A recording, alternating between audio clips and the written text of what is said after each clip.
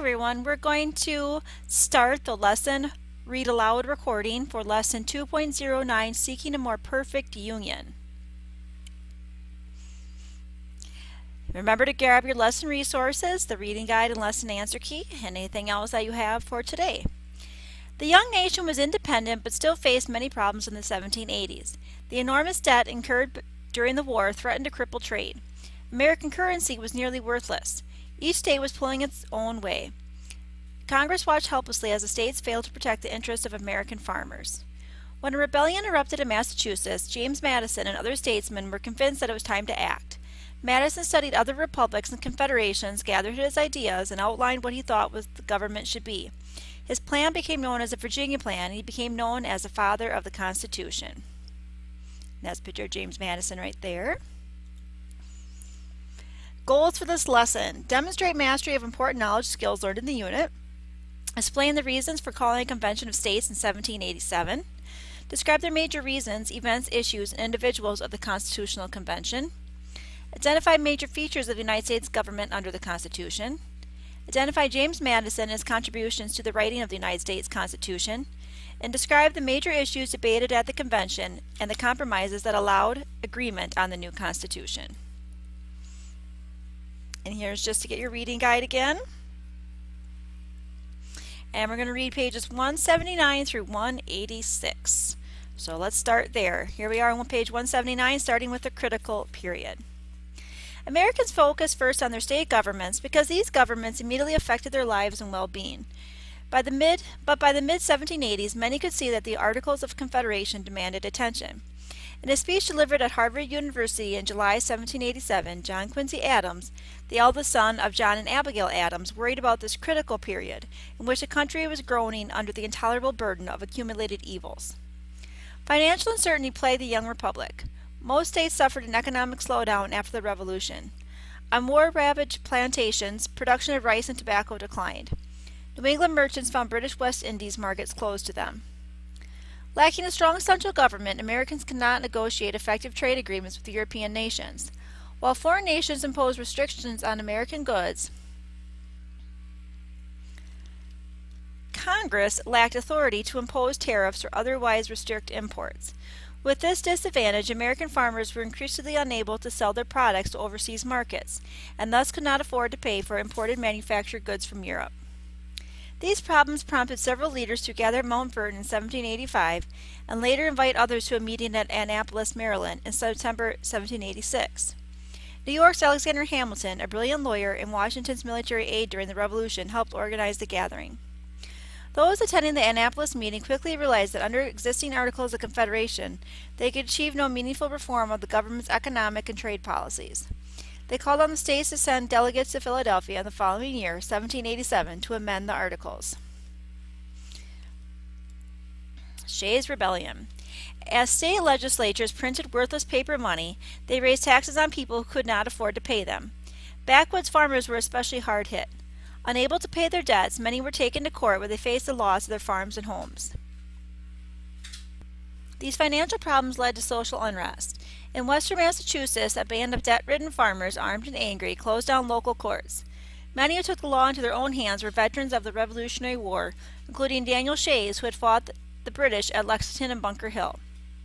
In January 1787, Shays led a group of about 1,000 men against an armory near Springfield, Massachusetts. The state's government organized a force to confront Shays' rebel band, but not easily, because fellow countrymen were reluctant to turn on their neighbors.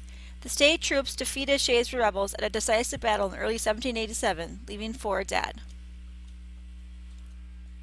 Shays' Rebellion, as the conflict came to be known, alarmed leading citizens in many states.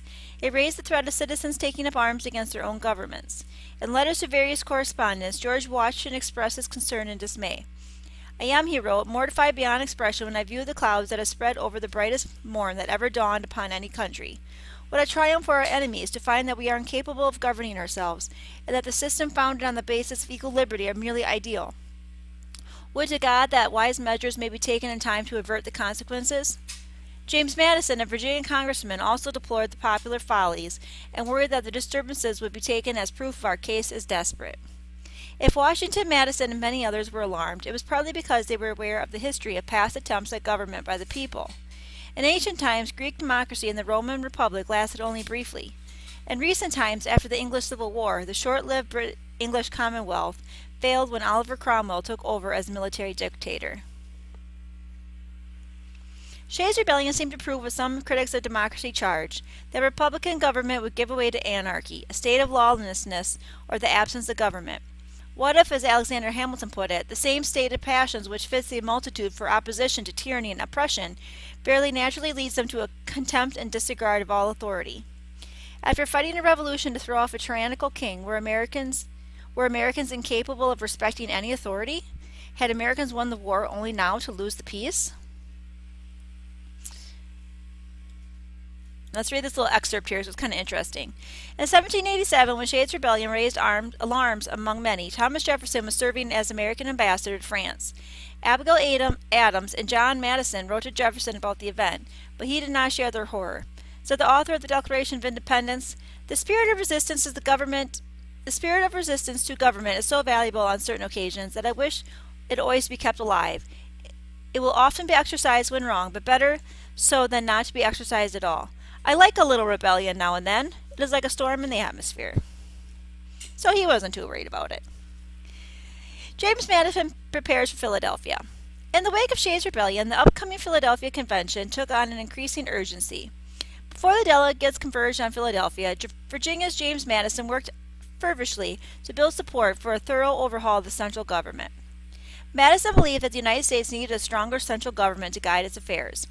Born to a wealthy plantation-owning family in Orange County, Virginia, Madison was a soft-spoken, studious man who stood 5 feet 4 inches tall and dressed mainly in black. A graduate of the College of New Jersey, today's Princeton University, Madison had a keen intellect and strong interest in political theory and history. In his 20s, he served in the Continental Congress and the Confederation Congress. From direct experience, he knew the weaknesses of the Congress.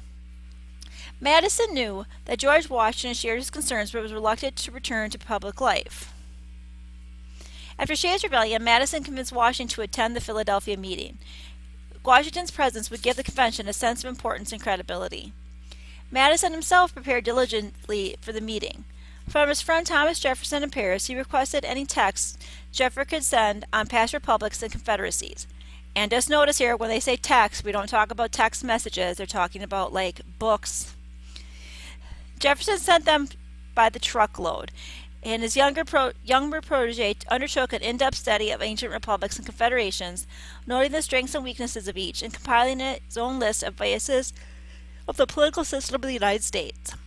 Madison then spent the weeks prior to the convention drafting an ambitious 15-point outline for a new and stronger central government. The Constitutional Convention. And here's the room where they met, in Philadelphia. In some ways, the scene at Philadelphia in the spring of 1787 was familiar. The 55 delegates, the same number as attended the First Continental Congress in 1774, gathered in the long room of the Pennsylvania State House, in the room which the Second Continental Congress had debated and adopted the Declaration of Independence 11 years earlier. Many of the same men were on hand for this important meeting, including Pennsylvania's elder statesman, 81-year-old Benjamin Franklin. George Washington, who had also been president of Philadelphia in 1776, was chosen as president of the convention. But the Constitutional Convention was dominated by a new generation of American leaders, men who were products rather than originators of the American Revolution. The average age of the delegate was 42, but some were quite a bit younger. Alexander Hamilton was 30, Madison 36. The vast majority of the delegates had served in the Continental Congress, and a third had served in the Continental Army, which meant that most had seen firsthand the weaknesses of the current system. Absent were two giants from the early days of independence. Thomas Jefferson was serving abroad as America's ambassador to France, while John Adams was away as America's ambassador to Britain. Some famous patriots refused to attend the Constitutional Convention.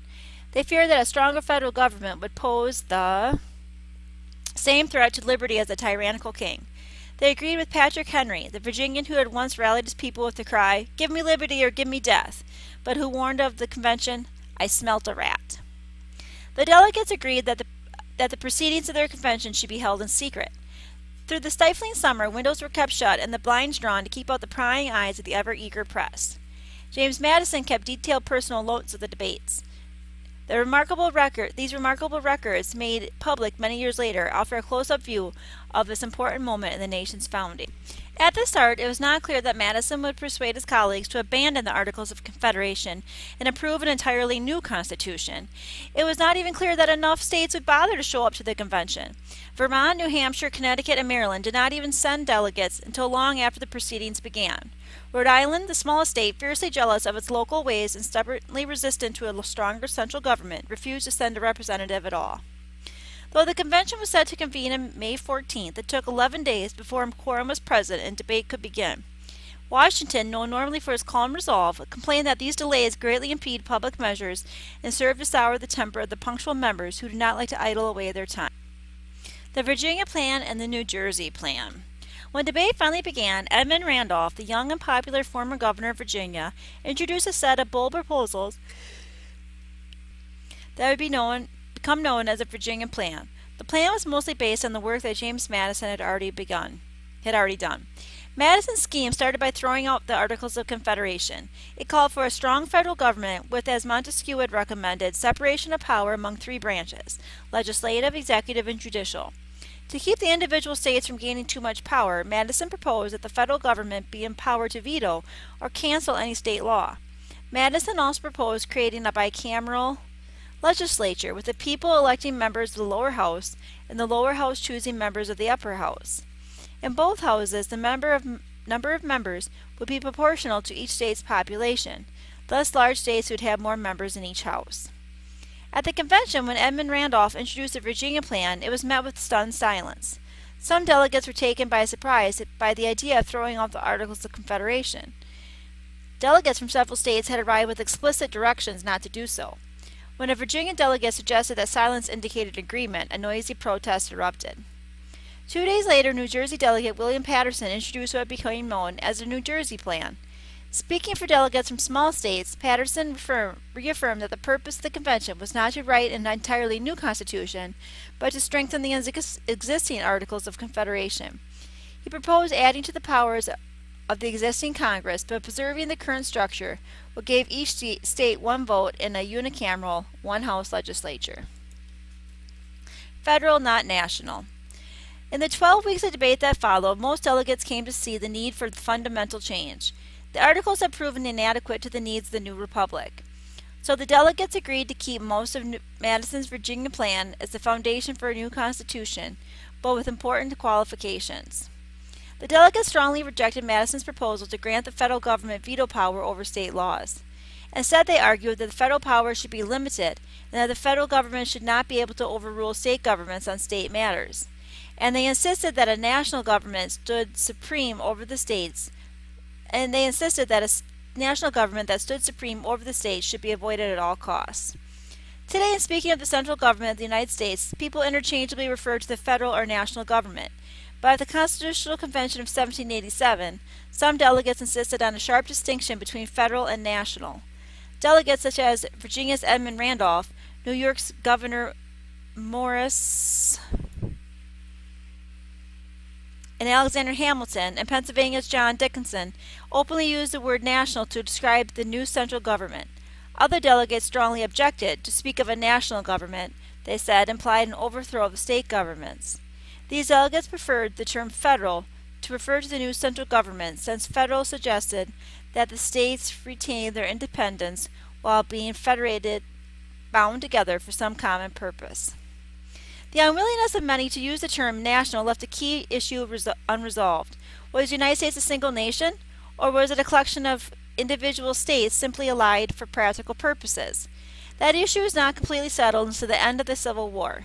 Indeed, it was only after 1865 that most Americans began to say the United States is rather than the United States are. The Great Compromise. And I'm going to stop here in this recording and start up with the Great Compromise in the second part.